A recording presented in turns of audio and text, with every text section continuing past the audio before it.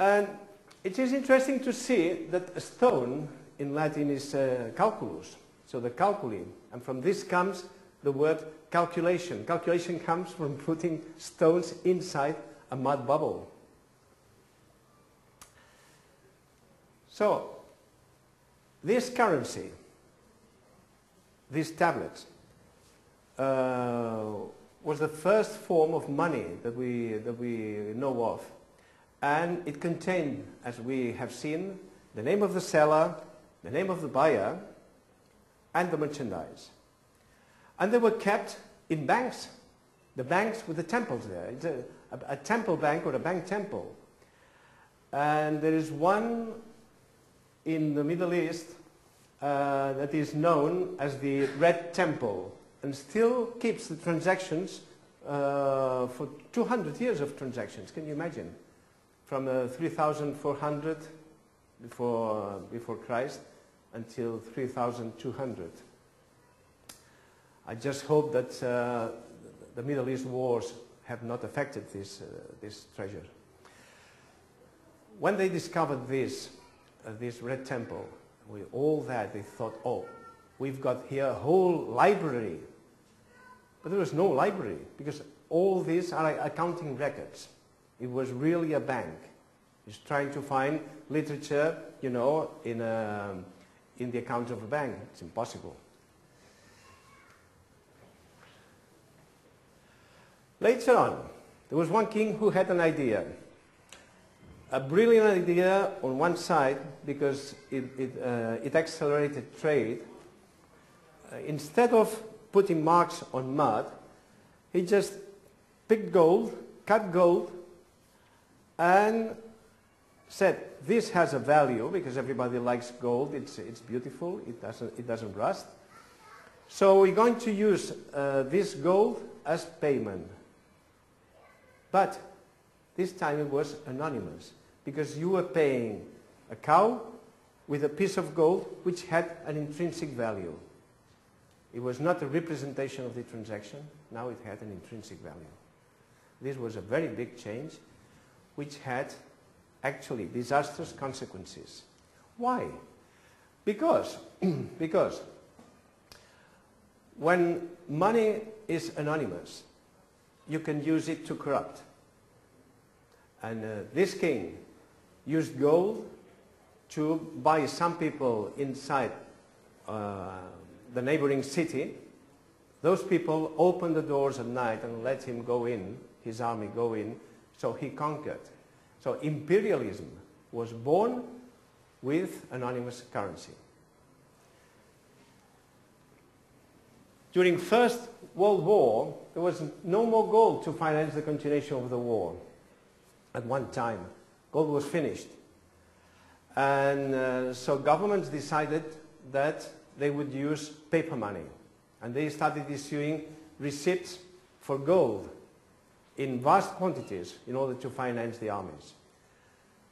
The problem was that the needs of the armies were very great.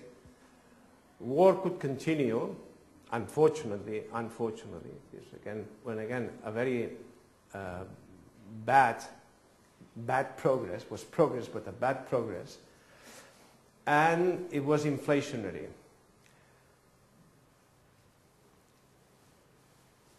And in 1971, President Nixon of the United States decided to completely separate paper money from the gold it represented. So it no longer was tender or a receipt for gold, but it became simply legal tender, something that could be used for paying debts and should be accepted by law, but its value was simply guaranteed by the power of the American economy and the American army, no doubt about it. At present, today, you all know it. Money is not even paper. It's become electronic transactions. It's just bytes that go from one place to another, from one computer to another. The problem is that bankers, little by little, become masters of the world, every time richer and richer, and much more powerful than industry. Every day, this balance is turning into the favor of the banks and all financial institutions. And this is a process that is not good. It's not good. There is another thing that we should consider. Nothing new. You know that Marx discovered an anomaly. You have a product. In order to manufacture a product, you need parts, you need components, you need labor. When you take labor and components, finally you have a product, but for that you need machinery. Machinery has to be provided by a capitalist because it's expensive, so somebody has capital, provides the machines, provides a roof for the factory and all that. Then you sell the product and you sell it with a profit. This profit is added value. The logical thing would be split among all the people that have created it, that is labor and capital. But under current laws, it is assigned exclusively to capital. And this would not be too big a problem if everybody was satisfied. But it creates a big imbalance between some people who become richer and richer and richer and other people who become, unfortunately, poorer. Big capitalists control the value of money, and thus they can further impoverish the masses through two mechanisms, inflation and speculation. Why do you think inflation impoverishes the masses? What would you say? Because if I've got money in my pocket, I'm not spending it, but the value of money goes down because of inflation.